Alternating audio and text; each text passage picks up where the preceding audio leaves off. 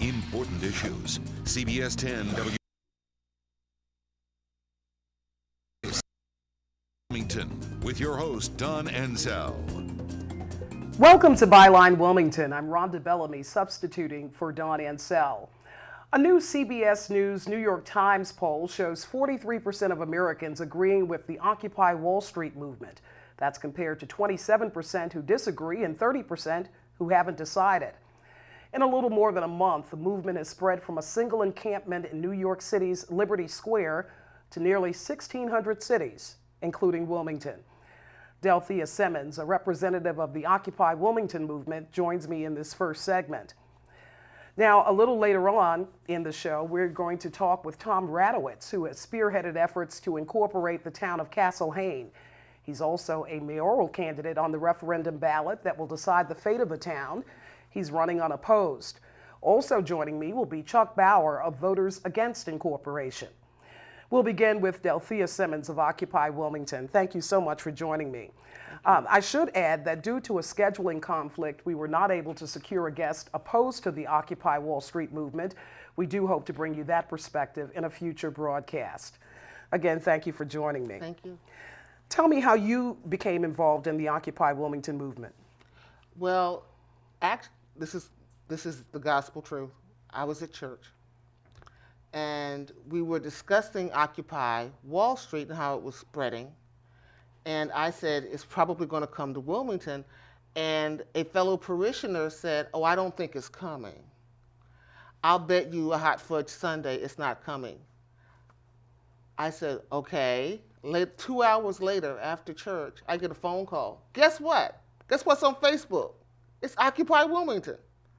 And I said, I just want a hot fudge sundae. What drew you to the movement?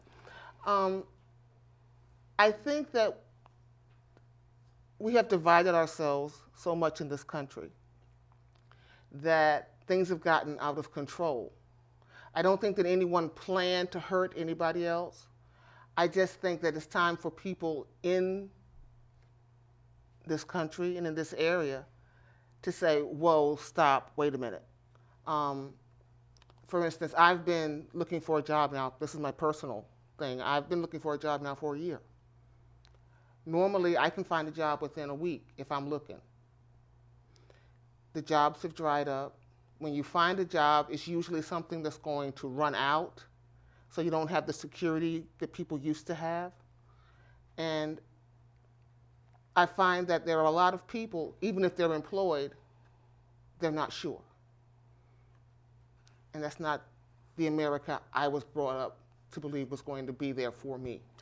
Describe for me, if you will, the makeup of this local group, the Occupy Wilmington group, and when and where you meet.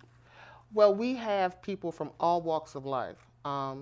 There seems to be this thing in the media that it's supposed to be a youth movement, but if you come to one of our meetings, and we have our GA every day in Greenfield Lake on the other side of the tennis courts. GA standing for General Assembly. Standing for General Assembly. We have that every day, 6 o'clock p.m. When you come there, you're going to find some college students. You're also going to find retirees. You're going to find people who are still working. You're going to find people with children, without children. You're going to find people of different races. You're going to find people from just about every walk of life. Let me ask this question because there are some disparities in terms of age. It does seem to be more popular among the younger generation, with just 1 in 3 people who are over the age of 65 identifying with the movement at all. There are also some clear divisions in terms of political ideologies, with Democrats more likely to support the vision, as referenced in the poll, the CBS News poll that I recently referenced. How do you broaden that spectrum?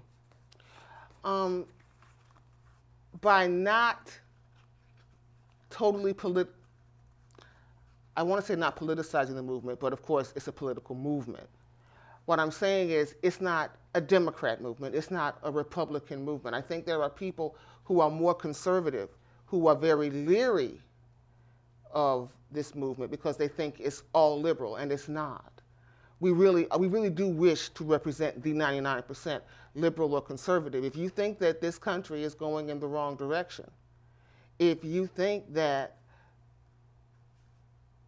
the banks, if you think that the government, if you think that that there are a few people who are here pulling the strings, come to a GA. Let's talk about the slogan for a minute. We are the 99%. Yes. Explain to our viewers what that means. If you look at the statistics, and there have been plenty of news articles on this, you will find that over the last 30 years, there has been incremental small growth in the lower quintile, the second quintile, third, fourth, and that next 19%. But when you look at that last 1%, as far as wealth goes and income, that has grown exponentially over the last 30 years. So now you have, depending on which studies you read, but you have somewhere between 30 and 40% of the wealth of this country concentrated in the hands of 1%. That leaves the rest of us to fight over the rest of that. We have just a few moments left in this segment, but I want to ask a few other questions. One of the criticisms, though I understand this is by design, is that it is a leaderless movement. True. Another criticism is that there are no demands being made. There are plenty of demands being made, but there are no one or two demands being made. And this is something that even within the movement there is debate. But because of the way the movement is structured, we encourage debate because we want to come to consensus.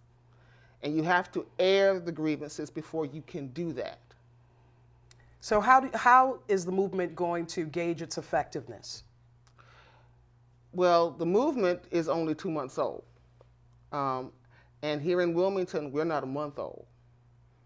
But if we can at least change the terms of the debate. Right now we have a political debate in this country that is so narrow, that it basically leaves out most of the people.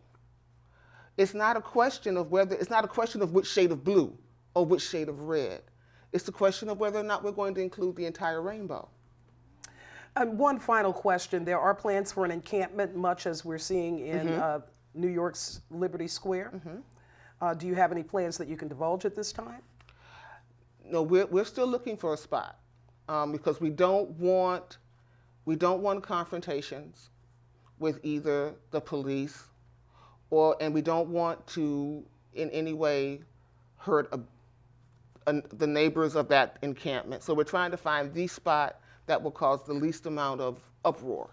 All right. I want to thank you so much for joining me. Again, Delthea Simmons is a representative of Occupy Wilmington.